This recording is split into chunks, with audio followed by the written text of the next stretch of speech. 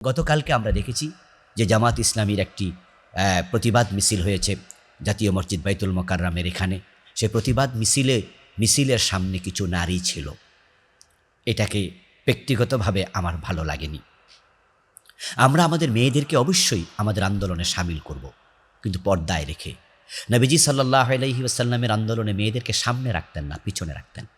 তারা সহযোগী শক্তি ছিল।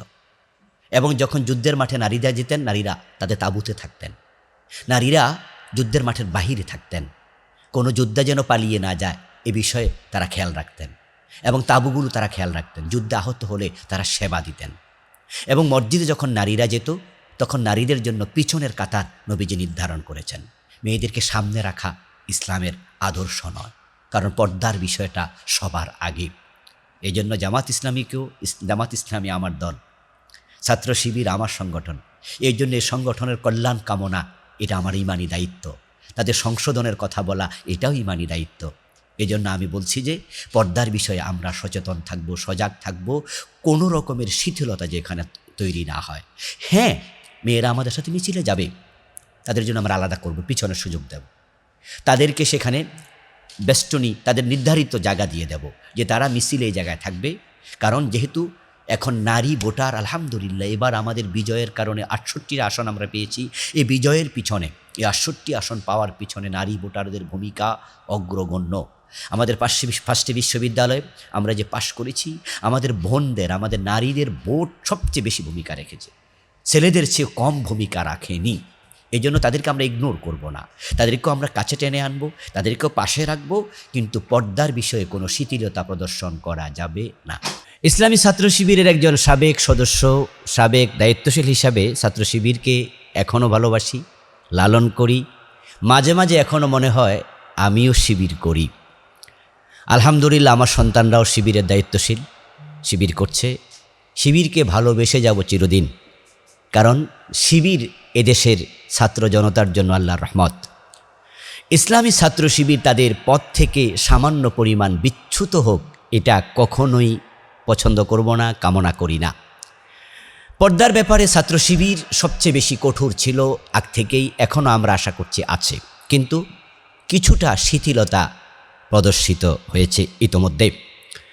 বিশেষ করে বাংলাদেশের 5টি বিশ্ববিদ্যালয়ের নির্বাচনকে কেন্দ্র করে ছাত্র শিবির সমর্থিত প্যানেলে কিছু মেয়েদেরকে আনতে হয়েছে বর্তমান বাস্তবতার মুখোমুখি হয়ে, এবং মেয়েদেরকে এই শিবির সমর্থিত প্যানেলে জায়গা দেওয়ার কারণে সেখানে কিছু বেপর্দা নারীও এসে গেছে। যদিও তারা ছাত্র শিবিরের সাথে এখন চলতে চলতে তারাও পর্দা শিখছে, এটা ভালো। কিন্তু আমরা আগে দেখেছি ছাত্রী সংস্থা, যদিও ছাত্রীদের সংগঠন, কিন্তু এটা ছাত্র শিবিরের সাথে কাজ করতো না এবং এখনও করে না। ছাত্রী সংস্থা নামে যে ছাত্রীদের সংগঠনটা আছে কলেজ, বিশ্ববিদ্যালয়, মাদ্রাসায়, সেটা পরিচালনা করে জামাত ইসলামী। ছাত্র শিবিরের দায়িত্বশীলদের সাথে ছাত্রী সংস্থার দায়িত্বশীলাদের কোনো রকমের সম্পর্ক থাকে না পর্দার প্রয়োজনে। কারণ ছাত্রী এবং ছাত্র তারা যে কোনো ব্যাপারে কাছাকাছি আসলে এখানে পর্দাহীনতা জন্ম হতে পারে। এই জন্য জামাত ইসলামী ছাত্রী সংস্থাকে নিয়ন্ত্রণ করে, শিবিরকে দিয়ে কোনো কাজ করায় না। এখন ইউনিভার্সিটিগুলোতে বিভিন্ন প্রয়োজনে ছাত্রীরা কাছাকাছি আসতে গিয়ে আমরা ছাত্র শিবিরের দায়িত্বশীলদেরকেও মাঝে মাঝে দেখি যে তারা বেপর্দা মেয়েদের সাথে কথা বলছে। ভোটের প্রয়োজনে গিয়েছে, কিছু করার ছিল না। ভোটের পরে যারা একই ক্যাবিনেটে আছে, একসাথে বিশ্ববিদ্যালয়ের বিভিন্ন কাজ করছে, একই ফোরামে কাজ করছে, তারাও কাছাকাছি কথা বলতে হবে বাধ্য হয়ে। কিন্তু পর্দার বিষয়টা মাথায় রাখতেই হবে, যেহেতু এখন সকল বিষয় ভিডিও হয়, ক্যামেরাবদ্ধ হয়। এর প্রভাব সমাজে প্রভাবিত করবেই, এর প্রভাব পড়বেই।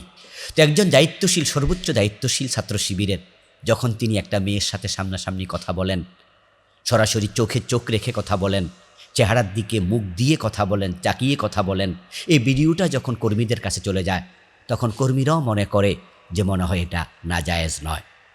অথচ আমরা একসময় ছাত্র শিবির আমরা যখন করেছি, আলহামদুলিল্লাহ, আমরা ক্লাস 5-এর মেয়েকে লজিংয়ে পড়াতাম না। ছাত্র শিবিরের কোনো সাথী, কোনো কর্মী, সদস্য তো দূরের কথা, কোনো সাথীও ক্লাস 5-এ পড়ুয়া মেয়েকে পড়াবেন না, তা প্রাইভেটও পড়াবেন না, লজিং বাড়িতেও পড়াবেন না। আমরা যখন নিজে লজিং থেকে পড়েছি, আমরা হোস্টেলে থেকেছি, লজিংয়ে থেকেছি, তখন লজিংয়ে খবর নিতাম আমার ছাত্রী আছে কি না, কোন ক্লাসে পড়ে।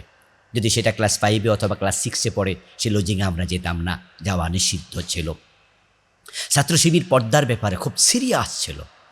আমরা সেই মেসেজটা স্মরণ করিয়ে দিতে চাই। বিশ্ববিদ্যালয়গুলোর নির্বাচন ইত্যাদি কারণে পর্দায় যেন কোনো শিথিলতা তৈরি না হয়। ছাত্র শিবিরের দায়িত্বশীলদেরকে আমরা অনুরোধ করব, পর্দার ব্যাপারে ঠিক আগের ট্র্যাকে আপনাদের ফিরে যেতে হবে। আমরা দুনিয়ার ক্ষমতা পেলাম নাকি পেলাম না, ইউনিভার্সিটির সংসদে পাশ করলাম নাকি করলাম না, আল্লাহ কিন্তু কবরে এটা জিজ্ঞাসা করবেন না। জিজ্ঞাসা করবেন, অমা দিনুকা, তোমার দিন কি? আমার দিন তো ইসলাম, আর ইসলামে তো পর্দা ফরজ। যদি আপনি পর্দার শিথিলতা প্রদর্শন করেন, তাহলে আপনার সংসদে বিজয়ী হবেন, আপনি রাষ্ট্রে ক্ষমতা পাবেন, কিন্তু কবরে আপনি ঠেকে যাবেন, বিপদে পড়ে যাবেন।